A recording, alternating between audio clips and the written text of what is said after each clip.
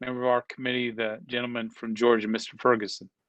Thanks, Chairman Brady, and thanks to the guests for being here today. Both of you have provided some wonderful information, and we are grateful for your expertise and your willingness to join us today. Senator Graham, I want to go back and get you to reiterate something that I thought was very important. We make a big deal about and we should, about the enhanced unemployment, the $300, a pay period more. But you had a very interesting comment talking about just that elimination in itself may not be enough to draw people back into the workforce. Can you expand on that just a little bit and reiterate that point? Yeah, let me just give you a statistic.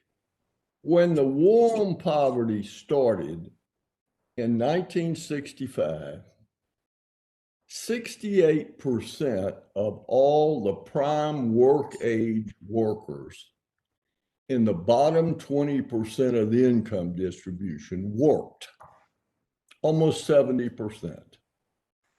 Since 1965, we have ramped up the amount of money government is providing to poor families to about $45,000. That's just the federal government, about $45,000 per family. The labor force participation rate among poor families has fallen from 78% to 36%. If you give people the things they work to get, like magic, they quit working. And so what we've done is we were paying the $300, which was crazy because it was clear that the overwhelming majority of people who got the premium were getting more than they made working.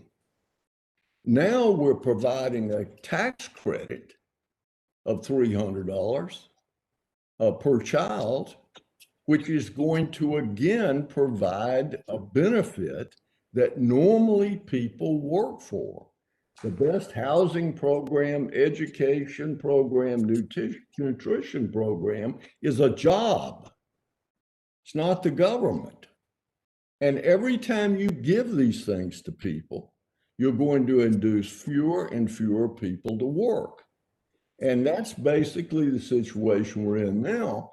And if you look at all of these programs, there are probably a dozen programs that were in the Biden stimulus that's already passed that subsidize people not to work.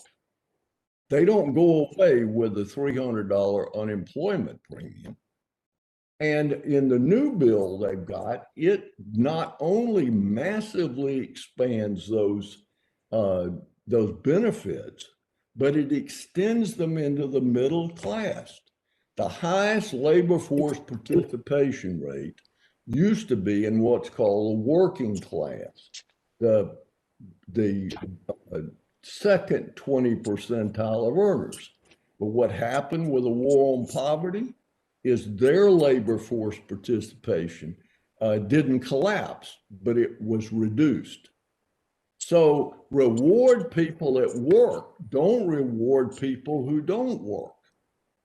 The welfare reform bill worked, but it applied only to a small program. AFDC didn't apply to other programs. And what we did is that other programs grew so rapidly that the amount spent on welfare went up and not down. So Republicans ought to be talking every time they open their mouth about having people get out of the wagon and help us pull. So Senator, thank you. You ought to work. Senator, thank you for making that most important